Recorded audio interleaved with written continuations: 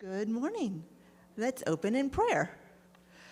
Dear Heavenly Father, I thank you for this day. I thank you for each one that has come out this morning. And I just thank you for the work that you are doing around the world and that you're using our church to help to do that work around the world.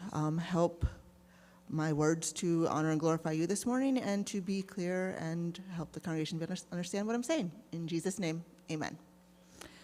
All right. So, as you guys know, I was blessed to serve in Cape Town this year.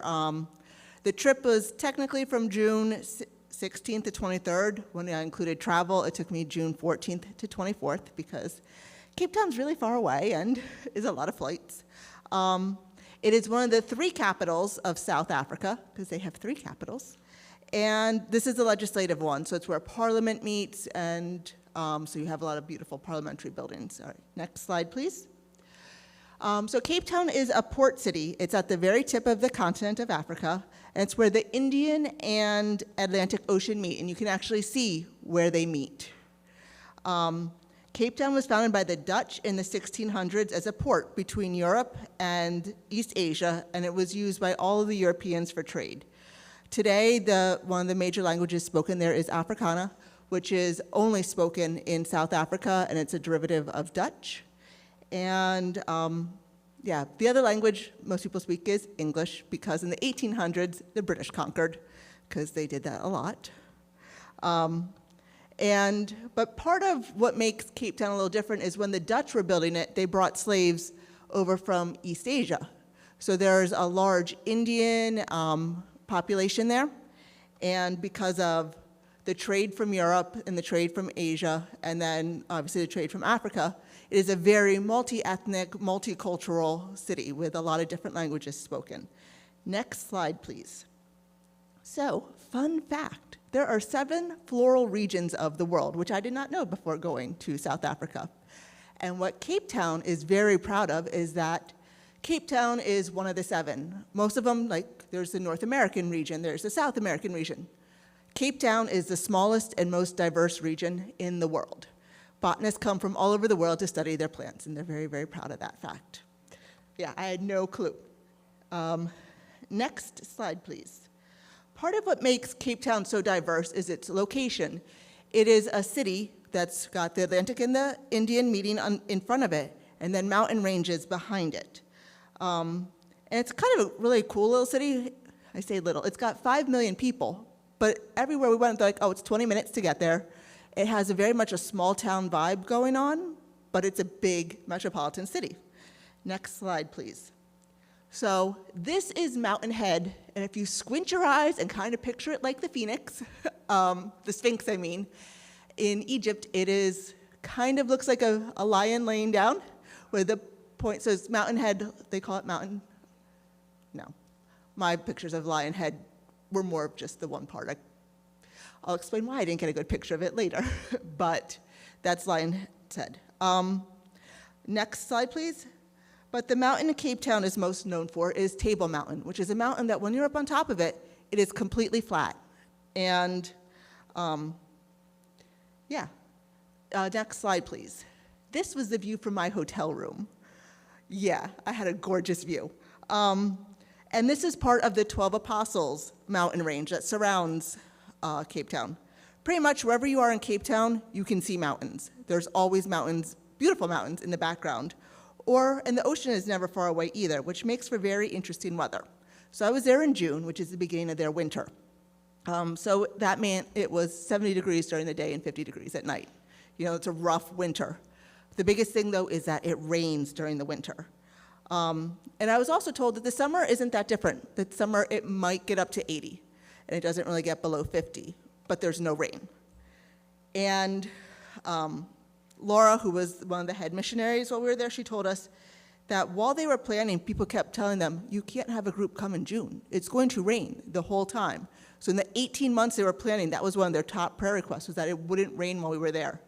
And for the most part, it didn't rain during the day while we were doing ministry. It rained several nights, quite hard, but not during the day. The other thing that, because of the mountains and the oceans, they get a lot of wind, so there's always a breeze. And by a breeze, I mean a decent wind. But it wasn't too bad while we were there. 2 weeks after we left, Laura told us that they were having sustained 50-mile-an-hour winds. and that's not uncommon in the winter. So, yeah, the weather there is very interesting. Next slide, please. So I don't know if you can read this because trying to take a picture of a screen doesn't always work out very well, but this is the vision that the Cape Town City Missionary Team has. And what it says is that they're looking for biblically based, gospel-centered churches across Cape Town that will actively search out the lost in their respective communities in order to share the gospel and plant churches.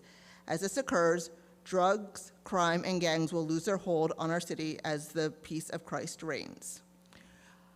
Next slide, please. So the Cape Town team has 3 couples. The head couple is Laura and Jeff, which is the top right picture. David and Haley are on the top left, and that's the couple that I got to work with during the week. And then the third couple is Charles and Claire. So on Monday, we learned a lot about Cape Town. They wanted to make sure that we knew what we were going to be ministering in. So next slide, please. And as any city, it's got its own culture and its own struggles. There's gang violence, which is a very big issue, and their number one gang is the Americans. That is what they have called themselves. So they had told us before coming we could not bring anything with an American flag on it, American flag colors, not meaning like you couldn't wear something red or blue, but something that's got, the stars or the stripes, because those are the colors of the gang. And another big issue there is gender-based violence. Violence against women is very strong. South Africa is the rape capital of the world. So that was something that we had to keep in mind as a group as we were serving. Next slide, please. Another thing we learned is that about half of the population is 18 and under. So that really impacts how you're going to do ministry if most of your population is under the age of 18. It was also a time to remind each of us that we had been handpicked by God to be there, so we were there for a reason, because God always has a purpose for each person that he brings. So this was my Cape Town team. There were a total of 6 project teams and even more churches represented. So next slide, please. So after our orientation, we were able to go on a tour of Cape Town just so we could kind of get a feel for it. And Cape Town has tons of natural and man-made beauty. You guys are probably all aware of apartheid that ended in the early 1990s. But South Africa is still working to move past that, both financially and racially. During the apartheid era, there were a lot of countries that had sanctions against them, which I hadn't realized, which greatly impacted their financial standing in the world. So they're just now starting to kind of get a foothold in the world global market. And they're becoming a major player in terms of world politics. Celebrities, it's becoming one of the number 1 places where celebrities go to buy homes, because they're able to have, the people in Cape Town don't care that they're celebrities, so they just leave them alone. They're like, hey, how you doing? And then they move on. Unlike America, where they have crazy fans. They are beginning to be a place that people will hold their global conferences, because they have a lot of very nice things for conferences. The hotels are beautiful, the food is great. And even a couple years ago, they started having music festivals. They're the first place in Africa where music festivals are being held. So they're starting to move into that part of there. But unfortunately, the middle class still doesn't really exist. So you have the very, very wealthy, like the Hollywood movie stars, and then you have the very, very poor. And there's very few in between that, which again, impacts how you do ministry. So this day we got to see how the one side of the city lives, and then the rest of the week we ministered with the rest of the city. Next slide, please. So I don't know if you can see those cable cars that are going up to the top of the mountain. We got to take a cable car up to the top of Tabletop Mountain. And it was really cool because it's glass all the way around, and it does a very, very slow 360 spin as you go up. So you get to see the mountain, and then over the mountain and the ocean and the city. And then it was foggy when we got up top. And as you can see from that picture, you didn't have to be very close to someone, and the fog was in between. You couldn't see more than 5 feet in front of you, which is why I didn't get a good picture of Lion's Head, because you couldn't really see the city at all. It was more of you could hear people talking, and you'd be like, how far away are they? Because I hear voices, but I see nothing but fog. But what we did while we were up there is we prayed over the city, literally prayed over the city, because we were up high. But But that was just a really cool opportunity for us to get, because we didn't really spend a lot of time together as the big team, but as a good start of both the team and the week was to pray over the city. So next slide, please. This is another group picture that we took. And I think when we were talking about the different states that people from, there were like 8 to 10 different states that were represented. So we had people from, obviously I was from New York, we had people from California, and pretty much everywhere in between. Next slide, please. So I ended up having the privilege of serving at a church called Lakeview Community Church with Pastor Gerald and his wife. So story time. The day before I left, Laura contacts me and says, am I okay switching groups? Because I know the Sunday before I told everyone what I was doing. That's not what I did. One of the things we talk about when preparing for missions trips is to be flexible, because you never know what's going to change. So, totally fine with that. There was a couple that was supposed to come, and the week before we left, she broke her wrist and had to have surgery. And then the day before they were supposed to leave, they had a family member pass away. So now, since they couldn't come, they moved me and another guy into this group, which I ended up being completely awesome. So there were 4 of us in our group. There was a father and son, Josh and Silas. There was obviously me. And then this other guy, James. James and I were the only 2 who came without anybody else with us. And then we served alongside the missionary couple, David and Haley, and they have 2 sons and a daughter who also joined us at different times during the week. So next slide, please. So the guys built a playground while Haley and I assisted the women at the church. So their church has this incredible drug rehab program. And most of the women who work there are either in the program, because part of the program is working at the soup kitchen as a way to stay busy all day and work hard, or others had graduated from the program but continued to work there because they had a heart for the ministry. So on Tuesdays, the church gets this massive donation from the local grocery store. And they divide it up and they give it out to local families. Next slide, please. So those red bags are the bags that we packed that day, and there were about 35 of them. So then on Tuesday nights, they have a program where the families can come in and get the food, and it had, vegetables and fruit and meat and bread and just kind of everything you would need for at least a couple days. The church organizes a lot of organized and impromptu food distribution. So the first day we were there, we made, I don't even know how many peanut butter and jelly sandwiches, like crates of peanut butter and jelly sandwiches, which we then gave out at a couple different places that they'll go to sometimes, and then people, if there's food, people show up.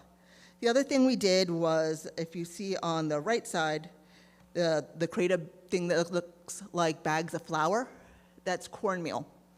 We filled, I think there were 6 of those like big bags that we then divvied up into these smaller bags with about 1.5 cups of cornmeal that they would give out at some point that women could then make, like grits or cornmeal or whatever at home. So then, next slide, please. Then we spent the rest of the day and much of the next day grading carrots. We graded 15 kilograms of carrots, which is over 30 pounds of carrots, because they have the big food giveaway is on Wednesday. They've got a soup kitchen thing. But yeah, so we're grading the carrots. The ladies were graded butternut squash. I don't even know how many onions and potatoes they cut up, and they weren't crying. And Haley and I were both like, how are you not crying? You've been cutting onions for like 2 hours. And she was like, oh. And then lots of chicken. So next slide, please.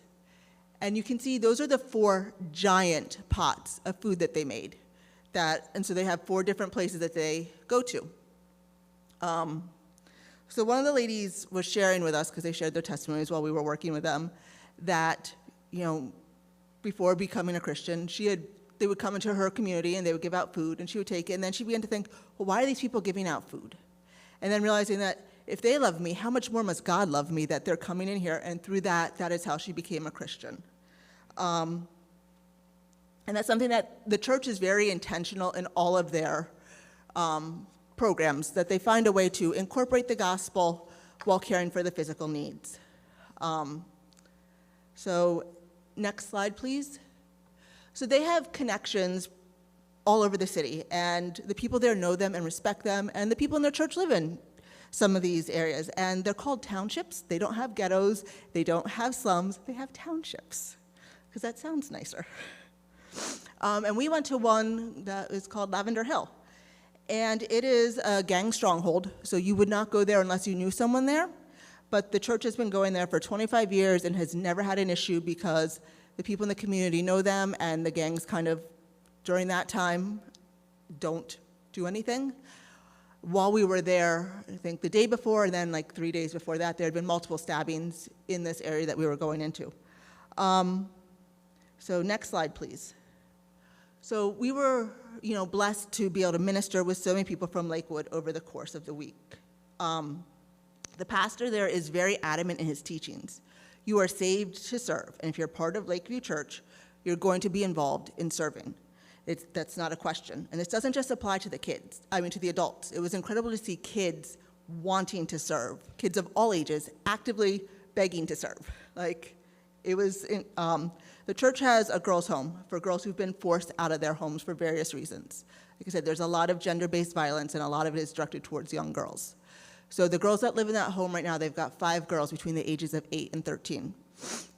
And they literally begged to go to Lavender Hill with us to serve the food. And when they said they could go, they were jumping up and down for joy. They just couldn't wait to go and serve in communities that they were from.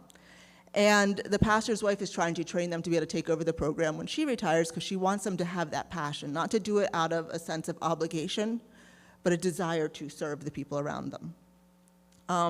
So winter break was just starting when we got there, which I know kind of hard to wrap your mind around. So school was out, so there were a lot of young men, in their teens and early 20s, from the church who helped with the guys building the playground. And it just was kind of a reminder that you're never too young to be obedient in serving God. Next slide, please. So we also, the second place we went to give out the food was at a retirement village.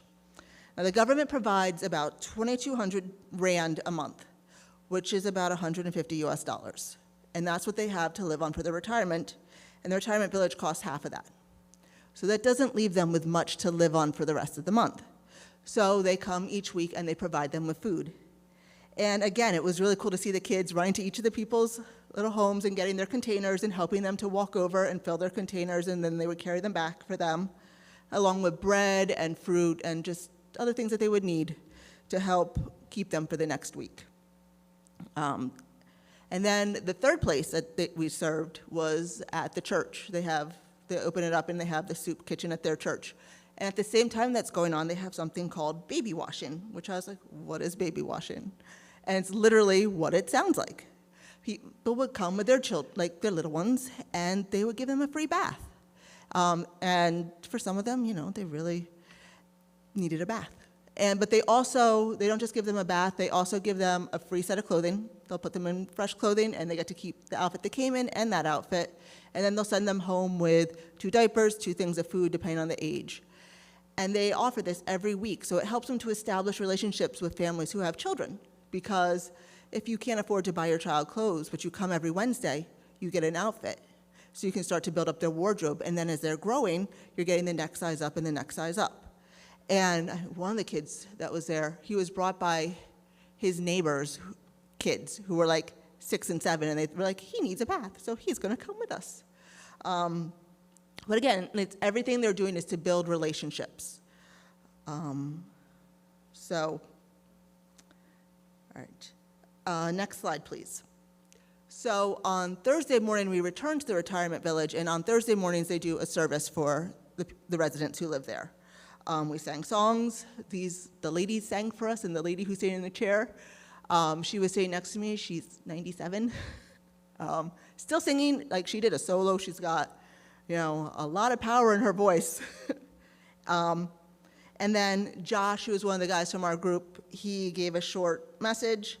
And again, so many of the outreaches that Lakeview does are about seeing people that a lot of times will get overlooked, giving people just that bit of respect, so that seeing that this is God's love, that God doesn't overlook you and we're not overlooking you either. And Haley and I, we were both so impressed, because her church is on the other side of Cape Town.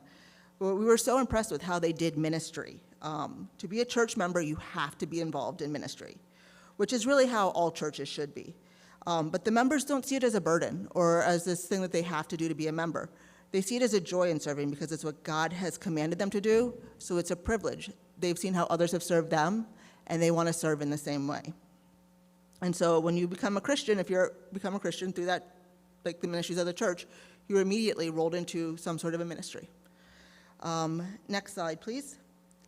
So then Thursday afternoon, we were able to spend some time with the girls.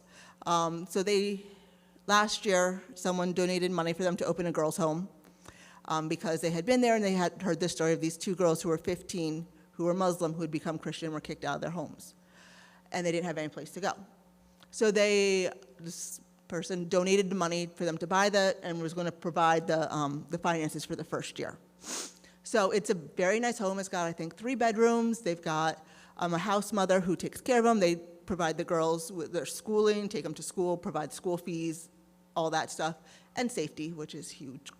But what they have found is that the older girls had a hard time making an adjustment to any kind of rules, but even like basic hygiene, being told you have to shower on a regular basis, things like that. So they have shifted down to the younger age. They would be happy to take in the older girls, but they have just found that there tend to be more issues there. But when you've got 8-year-olds that are being kicked out of their home, the one girl who was there, her sister, she was 12. Her sister was 13 the year before, and she had committed suicide because her 24-year-old boyfriend had broken up with her. It's just, and these are the stories of like many of the girls in Cape Town. So we spent time with them just letting them be kids and have fun. Next slide, please. And as all kids do, they love to take selfies. So they got my phone and they were I think they probably took about 50 selfies. And I was like, okay, that's enough of that. But they had a really good time. Next slide, please. And as we were doing that, the rest of the team was going door to door. So they had people from the church and the guys from our team. They went door to door just asking if they can pray for them and having opportunities to share the gospel. So the guy in the middle who's jumping, that's Silas, that's Josh's son. This kid just never stopped. He had so much energy, but he also could talk to anyone about anything. He was the friendliest kid, but he could carry on a conversation with a little kid all the way up to like an adult. So he was great on stuff like that because he could just walk up to people and get a conversation going. So on Saturday, when we had our closing time, their youth pastor, Eugenio, was sharing that they were able to make a lot of really good connections during this time. And they even had people who asked for them to come back the next week so that they could continue on. And one of them was a Muslim family. And one of the things that Jeff and Laura do is they have training for those who are in ministry there to teach them discipleship, but also how to evangelize. And the Cape Town Muslims are very different from the Muslims that we tend to deal with because they're not from the Middle East. They were brought over as slaves in the 1600s from Indonesia. So their Islam has kind of developed separate. They don't hate Christians. They think that what we do is great. Our driver was a Muslim, so he was able to go with us everywhere we went that week. And he thought it was great that we were helping people and serving people and that we should all be just getting along and helping each other. They have singing mosques, which is something you would never hear of here because, the mosques say no music over there. They're all about the music and the singing in their mosques. So it's just a very different type of Islam. Next slide, please. So this is a list of all the ministries that Lakeview does. And their church has about 400 members, but even so, it's an impressive list of things. When you have 400 people who are involved, you can do a lot of stuff. And, especially when you're following the pattern that God has set out, he gives those opportunities. So I know you guys can't read the list, so I'll read it to you. They have an anti-drug ministry, an elderly ministry, a men's ministry, a soup kitchen, a pulse course, which I wasn't sure what that was, but they have that. They have a ladies ministry, kids ministry, a lace ministry, a marriage ministry, a worship team, a park ministry, a youth ministry. They have Bible studies. They have their ushers. They have a train ministry. They have a freeway ministry. They have counseling. They have cell groups. They offer music lessons. They have prenatal and postnatal classes. They have evangelism, and they have new convert ministries. And they're able to do all that with 400 people, which really, when you stop and you think about how many people are required to do all those, it's really impressive. Next picture, please. Thank you. So Friday is their ministry rest day. Because they're purposeful with their ministries, they don't create projects for missions teams that come in. When you come in as a missions team, they line you up with their already existing projects. So they said, Friday's our rest day, so we're not going to give you guys a project today. That being said, they had VBS the next week, so throughout the day, people were coming in and helping to make very elaborate decorations for their VBS. So I got to help with that for a little bit. Next slide, please. So some of the guys who'd been working on the playground told us that they were going to take us for an easy hike by the ocean. It was not an easy hike. It was by the ocean, but it was a very beautiful view, but it was not an easy hike. Next slide, please. So since I had been at the church most of the week, I hadn't gotten to interact with these guys as much. And they were all like late teens, early 20s, and several of them were studying to be ministers, or like one was a youth minister, and one of their favorite things to discuss was theology. Dad, you would have loved it. So next slide, please.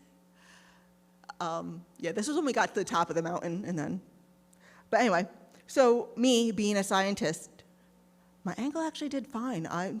God was good, but I didn't have to drive, and that's the biggest thing that sets off my ankle. Anyway, me being a woman and a scientist was very interesting to them, because like, I've never met a woman scientist before.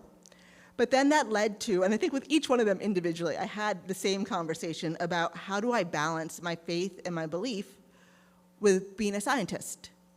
And for me, I was like, they go together. And then, there were a lot of questions about what is my view on creation and all that, but it was just really cool because they were like not easy questions. They really wanted to dig deep and to learn as much as they could from whoever they could learn it from. Next slide, yes. Yeah, so after we finished our very long hike, we went to a fish and chips place and we got to see seals in the wild, and they're really cute, and you're not supposed to touch them, and the pastor did, and then it barked at them in a really angry bark. It was quite entertaining. Anyway, seals are exactly what you would expect. Like, even the ones swimming in the ocean, they'd be swimming, and they'd look up to make sure you're still watching them, and they'd swim in like, you're still watching me, right? But yeah, so that was just a fun little thing.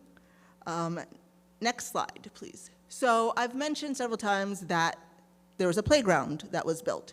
So this is the township that they built the playground in. You kind of pulled in. When you drove in, it was just like a little dirt something. I don't even know if you'd call it a road. And then you had to walk down to where the houses are. There is no running water or electricity there. The city doesn't really want them living there, but they can't afford to live anywhere else, so that's where they live. Next slide, please. And as I said, when I say that they built it, I don't mean they just went and bought like a set and put it together. No, they went to the lumber yard, picked up the pieces of wood. They had a blueprint, and they built it from scratch. And as you can see, they worked very hard the entire time. There was no goofing off at all. Next slide, please. So yeah, they had to sometimes track down some tools because they realized that they didn't have everything with them that they needed. But they had to dig the holes, they had to put the cement in, and they had to put everything together. Next slide, please. And the kids were very, very excited and were climbing on it. As soon as any piece was on there, the kids were up on there, like testing it to make sure that it was fun, which it was. Next slide, please. And the people who lived there also helped. They helped to dig the holes, they helped to lay the cement, and, they just really wanted to be a part of this thing that was going to be a blessing to their community. Next slide, please. So as I said, everything that they do is with a purpose at Lakeview, and this is a township where about 40 people live there. And so this gave them an opportunity to interact with 40 people. And next slide, please. I think there's one more. Yeah. So they shared with us that the last day that they were there, they asked, will you come back and do a service here each week? So now they have an opportunity to share the gospel with these 40 people. So they didn't just make a project because we were there. They made a project they've been wanting to do, haven't had the people who could do it, so that we were able to put this well, the guys were able to put it together for them, and now they have connections in that community, and they're able to start having services there. Next slide, please. So on Saturday, we had our debrief, and we got to hear testimonies from each of the other groups and what they did that week. So I will briefly share what the other groups did. I don't have all the details because obviously I was busy in my own group. But the first group I'm going to talk about is the North Pine Baptist Church, which was the team I had originally been assigned to. So they had 2 days of different kinds of kids camps, and then the second 2 days they were in the schools, even because it was break, and they were painting the classrooms, fun designs for when the kids came back. Next slide, please. So this is my roommate, Emily. She is there from northern Georgia. She's a school teacher, teaches high school English, and she was there with Tim, who is the missions pastor at her church. And the kids were fascinated with Tim's hair because, like I said, you don't have a lot of people who are older in Cape Town, and he had straight hair. So they all wanted to touch his straight white hair. So it was just a way that he was able to then connect with the kids, and it was very popular. But Tim and Emily were amazing. So one of the things that at the beginning of the week they did is, with the money we had raised to go on the trip, we got an envelope of money, money, and it was the money for our suppers for the week. And they gave us a list of like what's close by, or if you want to go try somewhere else. But the one rule was you couldn't go by yourself. Well, I wasn't there with anybody else, but Tim and Emily let me tag along with them every night, so that was really cool. I'm getting to know them. Next slide, please. One of the other churches that they worked at was Claremont Baptist Church, and so they did a couple different projects. One was a beautification project, so they painted a wall, they painted the playground, and they also did a VBS. So this is a church that I think they were celebrating their 150th anniversary while I was there. It's a crazy long time. But they're kind of like our church, where most of their people live far away, and they're having a hard time reaching their community. So one of their prayers had been that during this week, during the VBS, they'd be able to reach their neighbors, and they were able to. And even on Sunday, some of the neighbors came to church. So that was really exciting to see that like instant fruit. Next slide, please. So if you have been coming to our church for any length of time, you've heard us talk about the disaster relief that the Southern Baptists do, like the BCNY has their disaster relief. So there was a disaster relief team that came, and what they did was they met with different leaders in Cape Town to discuss some of the major flooding issues, because there are some townships where when it rains, they're in knee-deep water. And so they met with the leaders to evaluate the situation. Next slide, please. And, help is definitely needed, but this is a long-term project. And they said as they met with the community members, what they kept hearing over and over was, well, the government needs to do this, and the government needs to do that, and someone needs to help us with this. So they said one of the goals that they set for the week, which they were able to accomplish, was to get to empower the residents to see, oh wait, if I make this change, this could happen, or if I did this differently, this could happen, not waiting for the government to come in and save them. Also, as a side note, these guys have done a lot of disaster relief in the US, and they're the loggers, which means they're the ones who go in when a tree comes on top of a house because of a tornado and a hurricane. Their stories were insane of some of the things that they've done to get trees off of houses and logs swinging and just chaos. Anyway, next slide, please. So probably the biggest team was the one from California, from a church called Sandals, and they served with a church, Glenmore. And they had a variety of projects. They did some cleanup and painting. They did several mini sports camps. They spent an afternoon with boys from a boys' home, kind of like we had the girls' home. They were at a boys' home. And then next slide, please. They also planted 2 community gardens to provide fresh fruits and vegetables to different places, but that's a lot of work. Any of you who've ever tilled ground, set it up, dug, planted everything, to plant 2 gardens in 1 week, and they're not little gardens, like massive gardens. But when we were talking on Saturday, one of the ladies shared that the Sunday before she left, someone in her church came up to her and gave her this big bag of compression socks. And she's like, what am I supposed to do with these? She's like, then the person was like, well, God told me to give them to you. And she was like, all right, I'll take them, but I don't know what to do with them. One of the things that their group also did was they spent time in the hospital with some of the patients. And the first day that they were there, this one lady was telling them she lives about 12 hours away and she has to come in for her treatments. And her legs really swell during her bus ride. So they're like, oh, we have compression socks. So they were able to bring the compression socks to her, but also to give them to the nurses to give out, because a lot of people are traveling a long distance to come into Cape Town for their medical treatments, which goes back to what they had told us the first day we were there. Everyone was there. God has brought them for a specific reason, put them on a specific team in a specific place. And sometimes you see it like, hey, compression socks. And sometimes, you won't know about it, but it's just that good reminder that God is always divinely in control of everything. Next slide, please.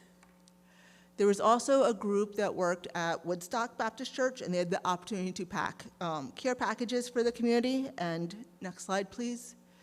They also did some projects that needed to be done around the church, and they did a mini medical clinic. So, each group had a lot going on and kept busy, and though there were only about 35 of us, I feel like we got a lot done helping these churches in just 1 week. Next slide, please. So, on Saturday afternoon, we got to go to Boulder Beach. We got to see penguins. Penguins are so cute. Anyway, so all week, Silas and I had been talking about the penguins, because we were both very excited. And we've been told we weren't allowed to touch them. So Silas kept being like, but what if I don't touch the penguin, but it comes up to me and touches me? I mean, then I'm not touching it. Is that really breaking the rules if the penguin touches me? Unfortunately, we were up on a elevated side boardwalk, so you couldn't touch the penguins. There was also, they had signs everywhere that there was a fine, a 500 Rand fine. And we may have had the discussion that that's about $30, and would it be worth it to pay $30 to touch a penguin? But we didn't, because we were good, and we were, missionaries and trying to set a good example. Next slide, please. So these are African penguins, so they're little, and they're cute, and they do penguin stuff. And there were some, that hatched recently, so you had the little fluffy penguins. But yeah, so that was our penguins. And then next slide, please. So this all takes place in a place called Simonstown.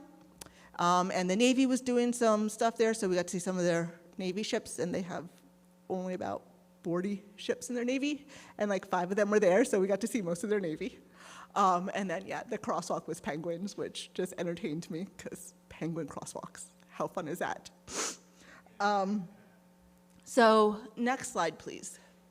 So as I kind of wrap up, I want to share a little bit about the mission organization that I went with, Send Relief. So Send Relief is actually a fairly new ministry. It is a joint ministry between IMB and NAM. If you've been coming here for a while, hopefully those initials sound familiar to you. IMB is the International Mission Board, which is the Southern Baptist International Missions, and NAM is the North American Mission Board, which is the Southern Baptist North American Missions Organization. So what Send Relief is they're a meeting of the domestic and the international for compassion purposes. And their tagline is meeting needs, changing lives. And that's kind of what we did this week and what they do in general. Next slide, please. And one of their ministries are their serve tours. So they have 5 domestic and 2 international ones each year. So far this year, our church has been able to help out at the Dallas Serve Tour and the West Virginia Coalfield Serve Tour.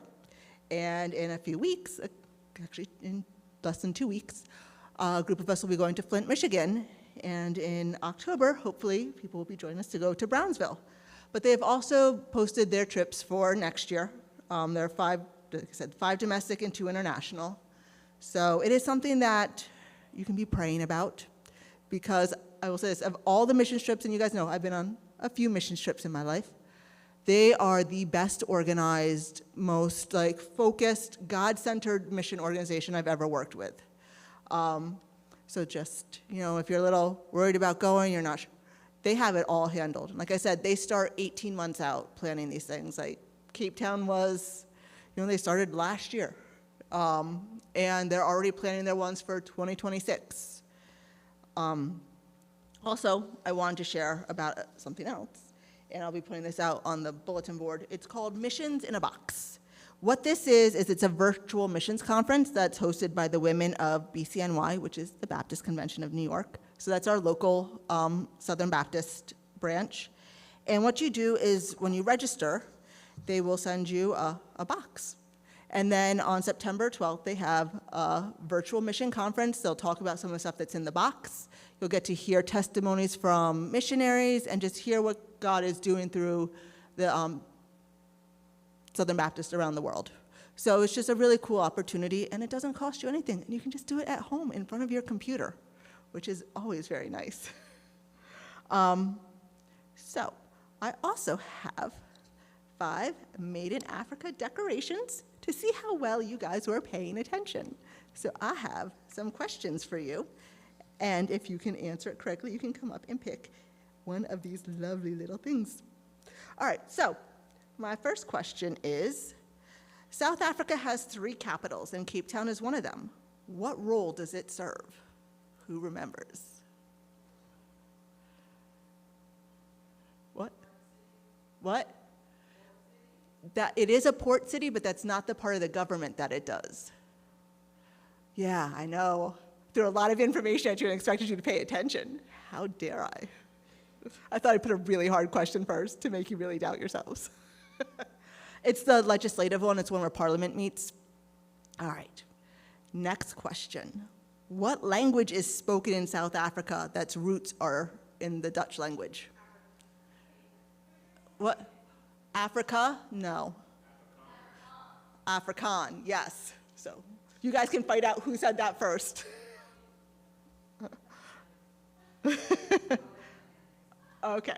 All right, next question. What type of money is used in South Africa? What? The rand, yep. So come, get a prize.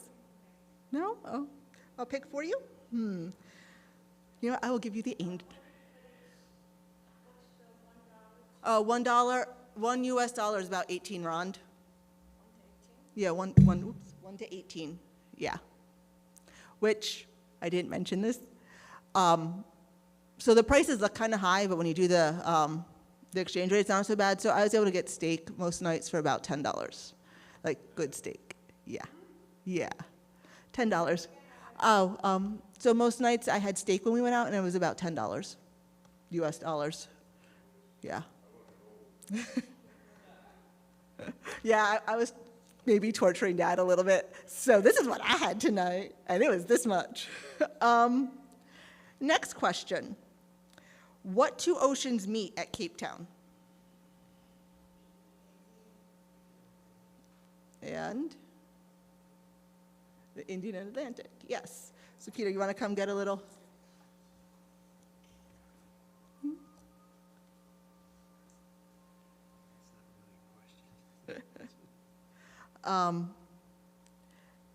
What is the name of the famous mountain in Cape Town? Mountain. Yeah, what was it called? It's flat like a tabletop. Yeah, so who said that first? Nancy, you want to come down and get one? Yeah, okay. All right, while she's making her way down, let me ask you, what can you tell me about the age of the population in Cape Town?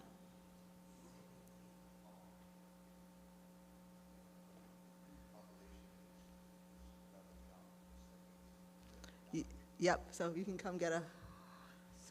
It's an elephant. It is an elephant. What's that? A monkey, a baboon. That was a tabletop. So Cape Town or a monkey.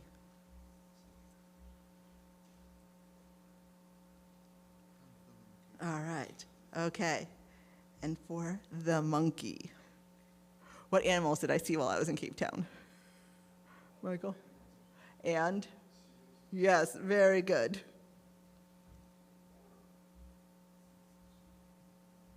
All right, so that's a little bit about my trip. Do you guys have any questions for me about the trip? Yes, Barbara.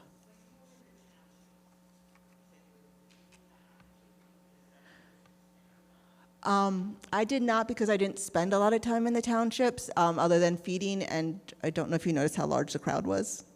It was chaos. The guys had more opportunities because they were there day in and out, like they were there all day working. Yeah, so they were able to talk to and share with the people who lived in the township. Silas was so good at getting like the kids to come over, and then because they know the people from Lakeview, so like sometimes the kids would come to the church with us and help out with stuff. So then you're able to talk with them some. Any other questions? Oh, go ahead. There's not so many old people, or, I mean, you were saying the age was 18. Yeah, I mean, there are some, because obviously we had a small ministry at the retirement place, but the majority of the population, when you're out and about, you don't see a lot of. So I'd be an icon if I would went. be. Wow, this is an opportunity. I mean, and a lot of it is, just when you don't have as much money, you don't tend to have as much medical care, and yeah. Yes, Jared. Just, he's got the mic, we're all about mics here. Danielle, I know you do a lot of mission trips. Is there any significance for this particular trip that stuck out to you that made you feel a certain way? Sure. So I've always wanted to go to South Africa. I had actually looked at going to grad school there at one point in time, but God firmly closed that door. So having an opportunity to go to Cape Town, to go there and to be able to minister was kind of a dream fulfilled. And, God's really good at opening doors. Oh, they were so organized. It was great. I loved it. The people that lived down below where you said there was no running water and no access to clean stuff, how do they actually take care of themselves? Does the church play a vital role in that? So it depends on what part of that. I mean, that's where they offer the food, and a lot of it is having people come to the church so that they can make the connection with the church. And they do, especially for the girls, they try to offer a lot of opportunities to be able to spend time outside of the township just to offer them protection, because it's not good. So in that way, but also the church has got to be wise with how they spend their finances. So that's why they're very purposeful in the ministries that they do. To, yes, we're here, yes, we're willing to serve you, but this is the capacity in which we can serve. And a lot of it is, can you get connected to our church in some way? So if they don't have a church to go to, they just don't have. If they don't have a church to go to, they just don't have access to clean water to drink? And a lot of places, I mean, Johnny, can you go back to the picture that showed the flood area?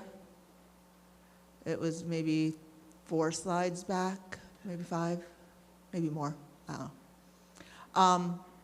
Yeah, that one. So I don't know if you can see that electricity and how they've tied those wires together, how they're living in water. So no, if you don't have someone that is there to help you, which is why they say the government should be helping them, you don't have access. And that's where the township where they built the playground, they were trying to figure out how to get their own electricity in there, since the government wouldn't bring it in. And that's what they'll do, is they'll just tie wires together, which then creates a whole different set of safety issues. Yeah. Any other questions? So where do they get the finances? You talk about their stewardship of it, but for feeding that many people and doing all these other things? The local grocery store, what they do the food delivery, and from that they'll take part of that for their soup kitchen. So what the grocery store does is they won't give food to churches, but they'll give it to nonprofit organizations. So the church has set up a nonprofit organization so that they can get this food delivery, and they can use that then to do the soup kitchen. They do work with IMB, so they have some sponsorship that way. Another thing that they do, because they're looking at, okay, we've got this girls' home, we have to be able to fund it. So they have opened a store that they are getting up and running called Found. And so they're using the profits from the store to pay for the girls' home. So they're constantly looking for ways to connect with things that are there to be able to fund it, because yes, it is difficult to fund things. So the tourists, that's a big tourist area, Cape Town. Yes. So those finances aren't going to help the people then? I- That's probably for them, their But pockets, is does that? that anywhere where there's Oh, tourists? yeah. Does it never gets to the Wow. people who need the money. I mean, Yeah, in but New I York, always how assumed- much of the tourist money do you see from New York? No. I'm lucky I see my paycheck. Right. So in general, unless you have a way, like something that is actually working with the tourists coming through, there is no way to make that connection. You know, I just look at the whole situation you just described in South Africa. You have very little wealthy people and mostly very poor. And there are no infrastructure there from the government to help all this mass of people, which is a great opportunity for the church. I think that, and I'm going to flip it and say, the deficit here is that the government here gives out enablement to people not to really seek things that are eternal or things that are really substantial. I think of when we had only some small crises here, like 9/11 or whatever, you saw that people were pulled together a bit, where sometimes the government was not enabled to do what they could do. It had to be people in the community that would help each other. And so I think that's a wonderful thing. In a way, blessed is the poor, for they shall see God, you know. And Yeah. we don't see that because we have so much that is transitory and not eternal. That's my message that I see through this whole thing. Yeah, and that is, I mean, if you look at through history, the church used to take care of the orphans, and then in the United States, the government took over. And that never goes well when the government takes over. So in general, when the church stops doing its job, there's a vacuum, and a lot of times government steps in and just messes it up. So, yeah. Yeah, exactly. Right, I can trust in the government, I don't need to trust in God, yeah. Even people coming through the southern border, not to get political, but what does the government do? They start handing out all kinds of money, and people have no need to seek it. Yeah, That is their God, yeah, a very transitory God. it is. All right, do we have time for more questions, or should I close us in prayer? Close? Okay, well, thank you, everyone. If you have more questions, you can come see me, and I will talk. Oh, okay, thank you. I can go to the aquarium and touch penguins. All right, anyway, let's pray. Dear Heavenly Father, I thank you for this day. I thank you for what you are doing in Cape Town, what you are using the Christians there to do and the missionaries there to do, and what you used our team to do as we went there. Thank you that you do go before us and that you do have everything sovereignly planned out, and that when we trust in you, it doesn't make our life situation always change, but it does give us the hope that we need each day. Just help us as we go through the rest of the service to really just see what you're doing in missions around the nation. In Jesus' name, amen.